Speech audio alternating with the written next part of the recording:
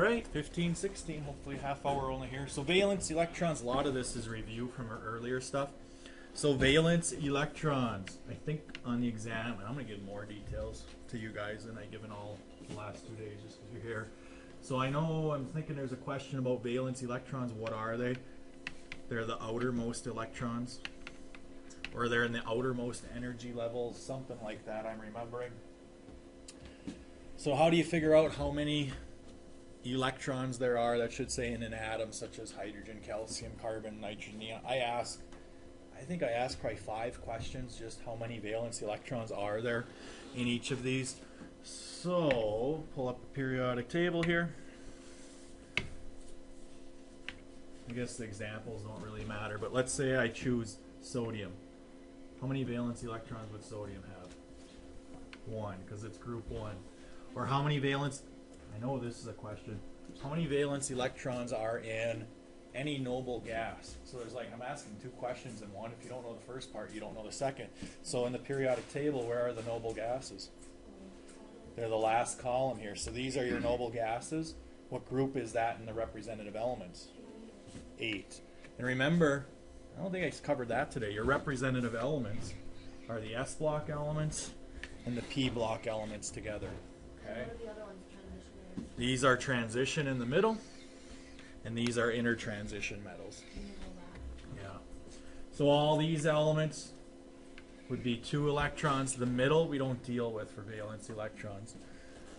And then going over to here, these are 3, 4, 5, 6, that's 6, 7, and then 8 valence electrons. So what if I said, how many valence electrons are in any halogen? 7. These are your halogens. Or how many valence electrons are in any alkali metal?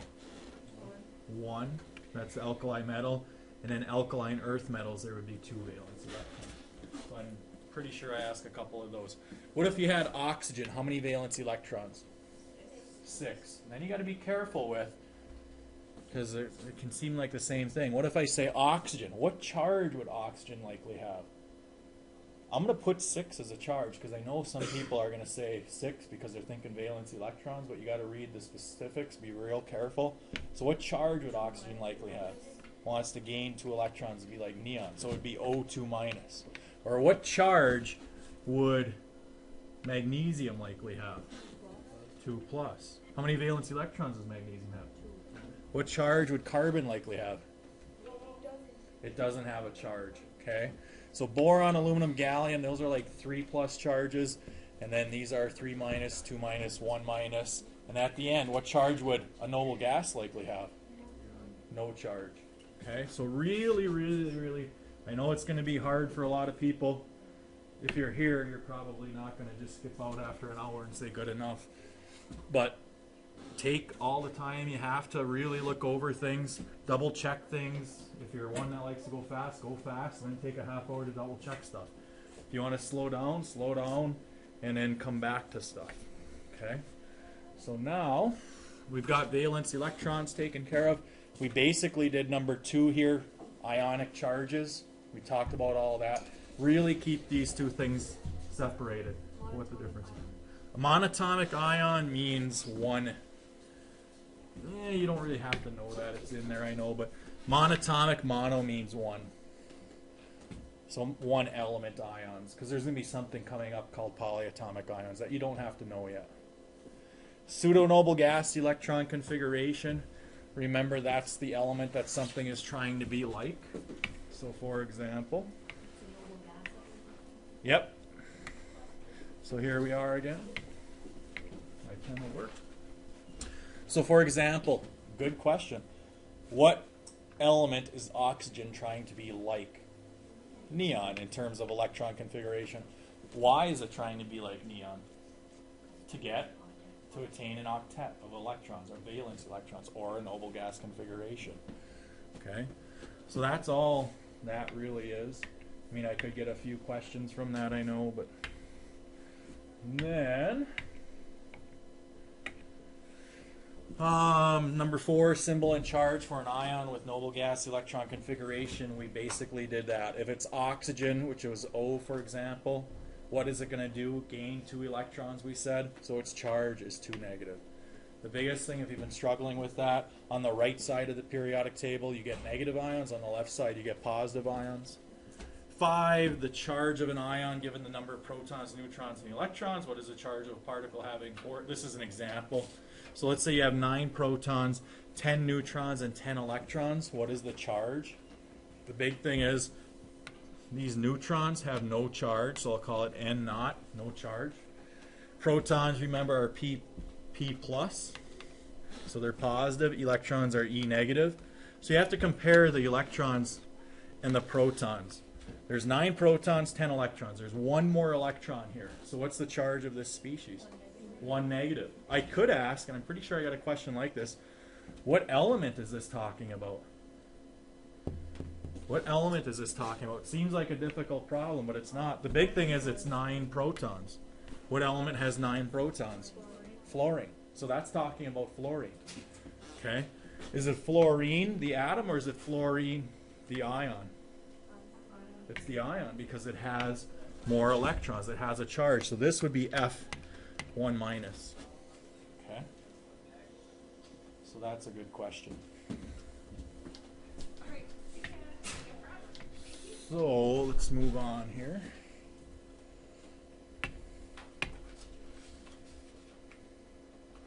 So we did 5, 6. What are electrons in the highest energy state called? Yep, excited electrons or excited state electrons. So highest energy state is called the excited state. So that's review. What do you call in the lowest state? Ground state. So lowest is ground state. So those are some of those questions that I talked about where about half are going to be simple, kind of you don't have to do any work, and half you have to do some work, some sketches, whatever. That'd be a simpler one. What's the octet rule say? How many valence electrons would all elements like have? 8. So 8 valence electrons. Or that pseudo-noble gas electron configuration, that's the same thing. Which elements have the 8 valence electrons? The noble gases. That's where pseudo-noble gas comes from. Do all noble gases have 8 valence electrons? Except for what? Helium has 2. 2 valence electrons, because it only has the first energy level available, which has an S sublevel, which can only get 2 electrons. Here's more review that we already talked about. Ion versus cation versus anion. Ion simply means something that has a charge. How did it get a charge? Where does a charge come from? Yep. Charge comes from the gain or loss of electrons. That's where a charge comes from. What does a cation do? Gain or lose? Lose. So a cation loses electrons. What charge does it become then? Positive. Okay. I'm just going to put the positive there instead of after the slash. And then an anion. Anion gained electrons.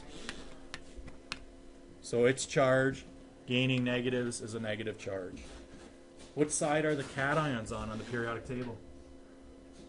Left. That might be good if you're having trouble with this. And the anions are on the right. What kind of elements are cations that are on the left? Metals. And the anions are usually nonmetals. Okay? And there it is. That's what we just answered. And then number 10, an ionic bond. So why do ions or atoms ionically bond? It's all trying to get that pseudo-noble gas electron configuration. Trying to get to number 10. So why do ions ionically bond? It's not sharing. So ionic means electrons were transferred. And by transferred, I mean gained or lost. So maybe I'll say that, gain or loss of electrons. Why are they gaining or losing electrons? Because they're trying to get an octet. When they gain or lose electrons, remember, you get positive and negative charges. What do positive and negative charges do? Attract, and that makes an ionic compound. For example, Na would be a 1 plus charge. Cl would be a 1 minus charge. They attract and make NaCl. That's an ionic bond.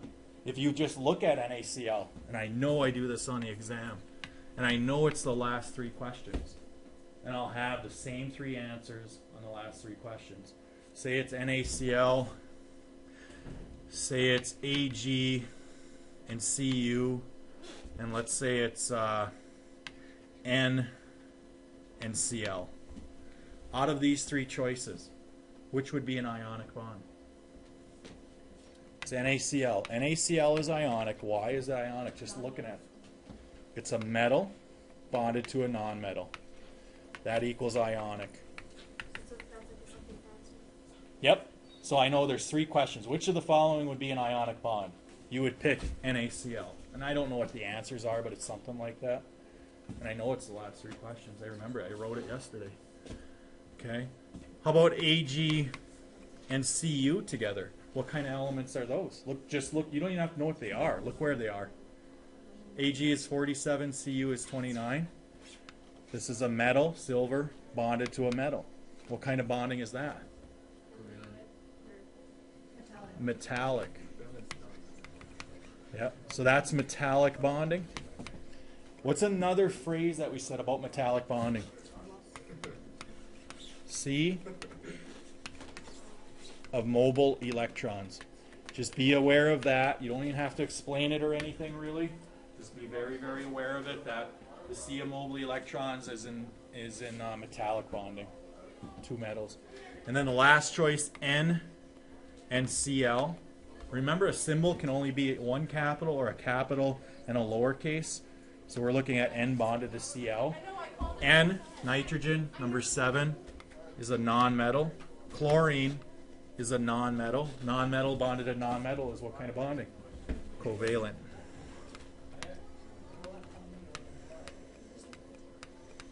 So now you should not get the last 3 questions wrong. It's only 122 more to go, but paramagnetic versus diamagnetic, don't have to know it. On this exam, I'll just tell you straight up it's not on there. Wait, which one is the sharing one? Covalent?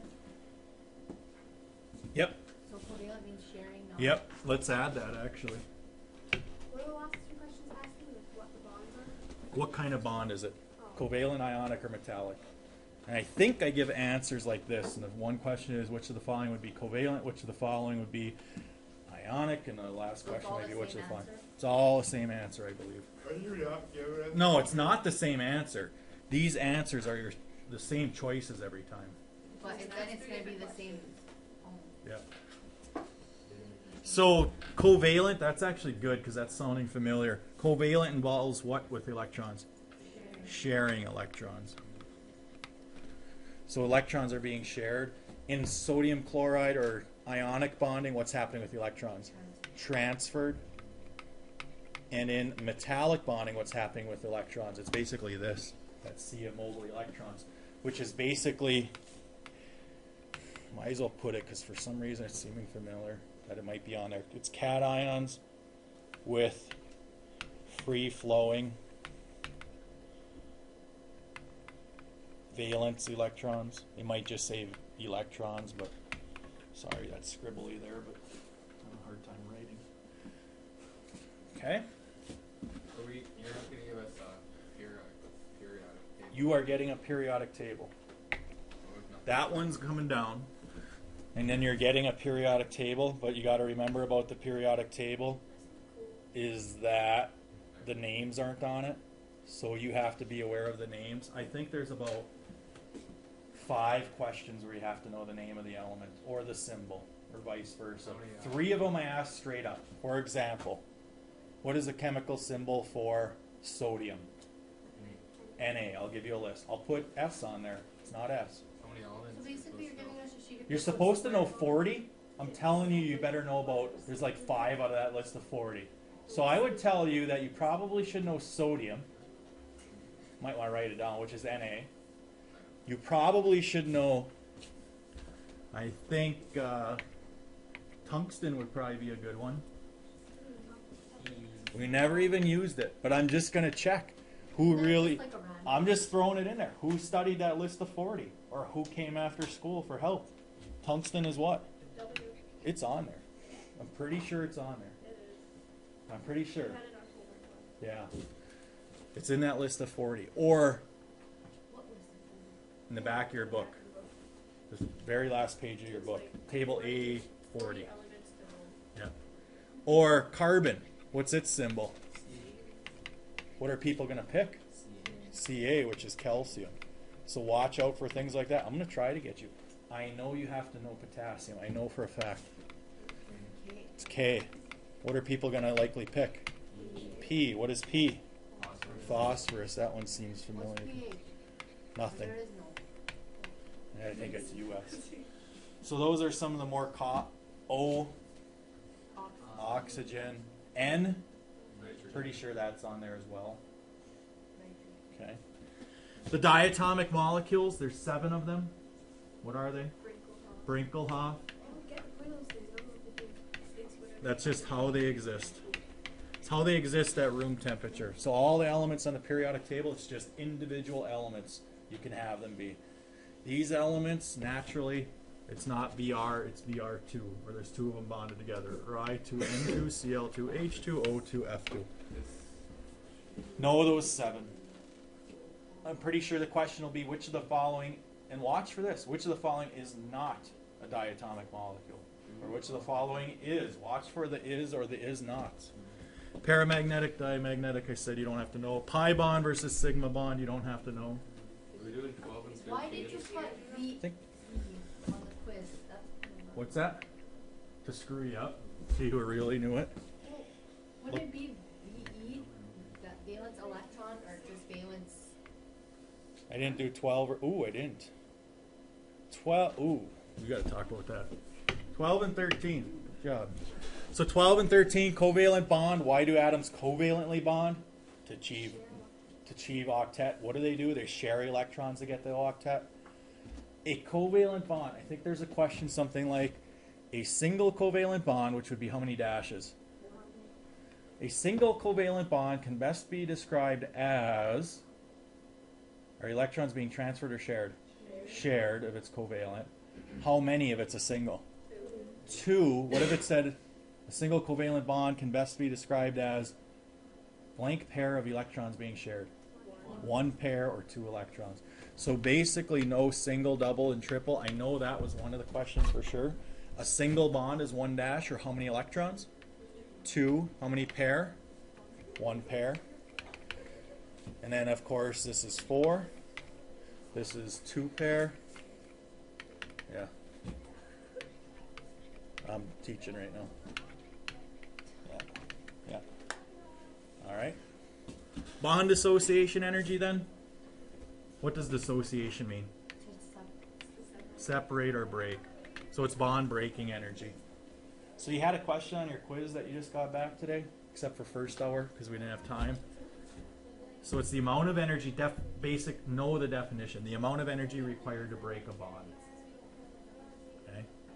I don't have you do any calculations with it on the exam. What kind of calculation? Calculation, there might be some wavelength things or something like that. There's not a ton of calculations. Bring your calculator because you're going to want to know it. I know there's a calculation like this. We're going off topic, but let's say you have 0. I'm going to make it crazy, 75 meters. How many centimeters is that? You have to know your prefixes. So you'd go times. You don't want meter, so meter goes on the bottom, centimeter on top. Who's bigger? A meter. How many centimeters in a meter? 100. So that would cancel out. When you plug that in your calculator, it moves that decimal, makes it bigger. It'd be 75 centimeters. I know there's some calculations like that. I know there's the whole list of prefixes that you have to know on table whatever that was in the first day of review. I would say make sure you know micro. Mega. Micro is 10 to the, is it small or big? Small, so positive or negative? Negative 6 it is. Or mega, it's big, it sounds big, it's 10 to the what? 6. Nano, make sure you know nano, 10 to the negative 9. That's micro, kind of like that. I could also write 10 to the negative 6 like this, be aware of this. It's 0.00001, 2, 3, 4, 5, You 6. might write it down. That's yep. I'm pretty sure I do one at some place. I do one of those where I write it in decimal form. So actually, sorry, 0.00. I mean that's the same as 1 times. Is this a big number or a small number? Small. So it's going to be 1 times 10 to the positive or negative. Negative. How many times to get it over there? What do you gotta do? It's 6. What is this prefix? What is the prefix for that? Like you're gonna ask. It's like this. It's micro. I know I ask 1 like that. I don't think I ask any more than 1, but and I'm pretty sure it's with micro. 99.9% sure it's with micro. What does this mean? 10 to the negative 6 for micro. And then you got to be careful with nano. So nano means 10 to the negative 9 if you want the prefix. But let's say you have 75 meters and you want to know how many nanometers that is. Be careful how you use it. So you go meter to nanometer. And there's not more than a one-step problem like this on the exam. I don't do crazy hard, but you have to know your stuff a little bit. What's bigger, a meter or a nanometer? A meter, so I go 1. Are there a lot of nanometers in a meter or a few? A lot, and it's 10 to the 9. So it looks different in these two places, but it's a matter of how it's being used. Okay? You don't have to know number 15, we said. You don't have to know number 16. Number 17 you have to know. So let's get that. Make sure you know the order. Pretty sure that's asked on the exam. I can't remember for sure because I'm mixing it up with the quiz you guys just took, which it was on the quiz. For sure know the order. Get in your head right now. It's the separ. The separ. Valence.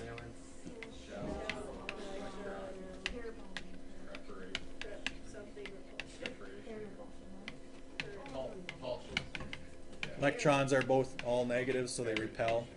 So electron pair repulsion theory. I might be mixing up AP Chem and regular Chem with this question, but I know it's on AP too. AP Chem? Oh. What is the theory that basically accounts for the shape and bond angles in a molecule?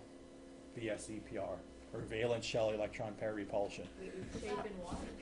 What's the theory that basically helps you figure out the shape of molecules or the bond angles of molecules? That's all this. Lewis structures. That's all it is. That's what this is. Getting Lewis structures. So Lewis structures 3D and 2D.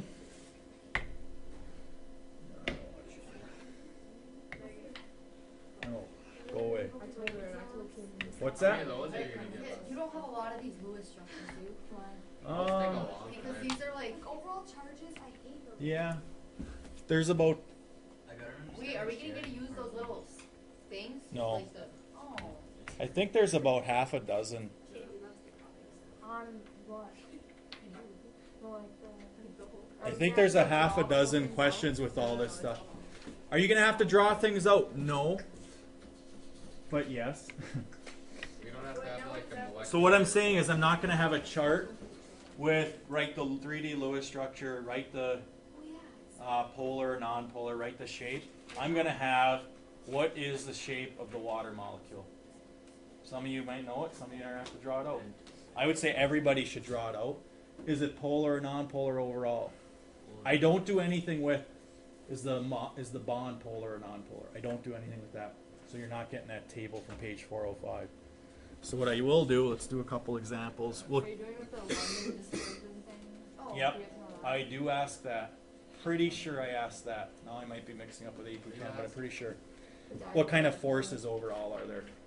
LDF or things like that. So, for Lewis structure, I'm going to do ones that I think might be on there. I'll try to not do things that are, I can't remember for sure, but I'm pretty sure you better know CH4 and how to get it. So CH4, 4 valence electron. I'm going to write over the top of this where I don't need much. There's 4 from the hydrogens, and there's 8 electrons total. Does anybody not know how I get that 8 there? You may need me to go over it. Good. Okay. Carbon is in the 4th. Hydrogens are 1 apiece times 4 of them. So there's 8. Nope. Nope. because you're not going to have to know how to calculate the polarity of the bond. Even though it says it on here, I'm telling you right now, you don't have to know how to calculate it. So CH4, what's going to go in the middle? Carbon. Carbon, I'll do it right here. So carbon in the middle. I'll do 2D rather, which is that. What happens three-dimensionally? They get put, the sides you bend down. Again, you're not going to have to draw this in a table or anything, but you got to be able to draw them to answer the questions. Some of you might have them in your head. So what shape is that? It's tetrahedral. I'm just going to write tetra for space. Here's what I would do. I would say the CH bond in CH4, or just the CH bond, is non-polar. So you don't have to calculate it. What is the polarity of the molecule? Non-polar. Non-polar bonds equals non-polar molecule. You might want to write that down if you've been struggling. Non-polar bonds equals a non-polar molecule. What kind of intermolecular forces would be in a sample of CH4? Pretty sure I asked that. Hydrogen bonding. No. Hydrogen bonding has to have what? Hydrogen with phone, fluorine, oxygen, or nitrogen.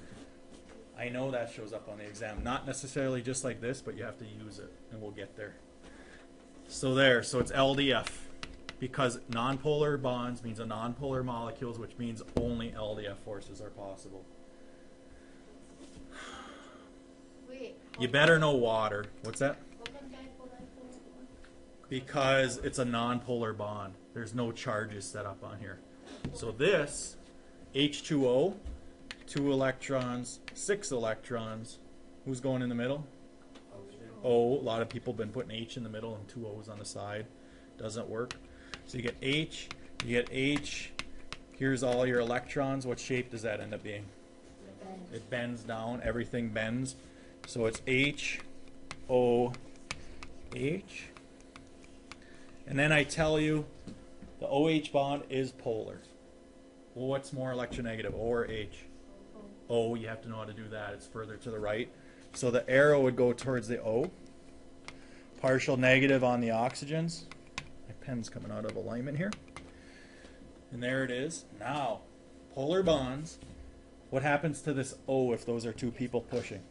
You get a net vector going that way. Or you split this in half, like right there. There's a negative side and a positive side. So is that polar or non-polar overall? That is a polar molecule. What kind of forces? These are pretty easy. This is hydrogen bonding. Why is it hydrogen bonding? H2O.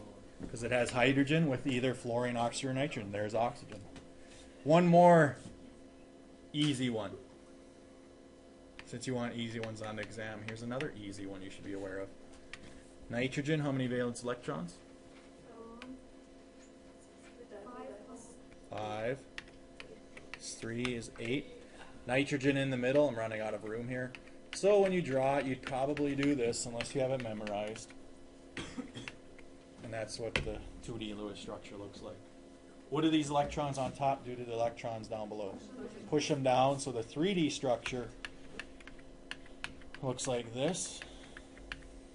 Still a pair of electrons here. I'll tell you this is a polar bond. So which way are the vectors going to go? To the N, because the N is more electronegative. So the N, good question, builds up a partial negative. The H is a partial positive. So overall, this molecule, polar or non-polar? Polar, because these nitrogens are pushing on the hydrogens and you get a net vector. So this is a polar molecule. Running out of room. What kind of bonding? Intermolecular forces, I should say. It's hydrogen bonding because it has hydrogen and then nitrogen. So the N on the phone. So now,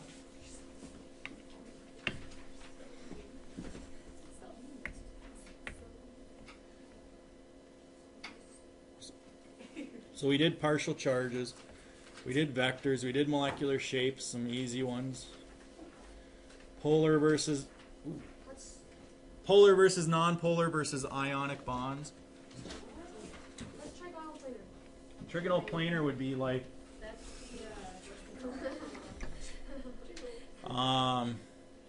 let's say you I had, feel like the same is like bent, but just in a different shape. numbers. No. That's not exactly- I'm just trying to think of an example where it would be trigonal planar. One that's weird that is not what you expect is this. Because, yep, boron doesn't need 8 electrons. It does this. I'm not going to fill in the dots around the CLs, but it would. There's no electrons. Like NH3, it doesn't matter what the elements are, but NH3, you have this. Those electrons push down on those bonds, so you had the pyramidal shape. Here, there's no electrons on top of the boron, so these chlorines can kind of swing up. So trigonal planar would look like this. I know CO3 2- does that. So polar versus nonpolar. Realize that those are both types of covalent bonds. They're both covalent. There's nonpolar covalent and there's polar covalent, like on the last quiz. Regardless, since they're both covalent, they both involve what with the electrons? Sharing. Yes, it is. Ionic bonds involves what? Transfer of electrons, and you get full charges. Polar versus nonpolar, we basically talked about that in the last 3 examples of Lewis structures. I know this is a question. Intramolecular forces are covalent, ionic, and what else? Metallic. And one's not intramolecular. I could say polar covalent and nonpolar covalent in here as well. So be aware of this right here, that those are 2 types. Intermolecular forces include the weakest one, which is what? Good question. What's weakest? LDF is weakest. Second in the list is dipole-dipole, where you have 2 polar molecules attracting one another. Special dipole-dipole, where you have hydrogen involved, with fluorine, oxygen, or nitrogen, is hydrogen bonding. I believe the way I ask a question involving intra and inter, more of a basic question, is I think I say, which of the following is not an intramolecular force? Well, which of the following is not? These all are. So I would have to throw something in like LDF. That is not an intramolecular force. I think that's how I ask it.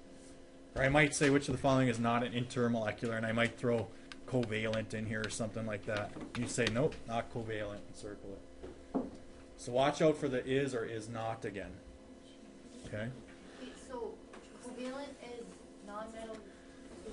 Non-metal. Covalent, non-metal to non-metal. Ionic, metal to non-metal. Metallic, metal to metal. Okay?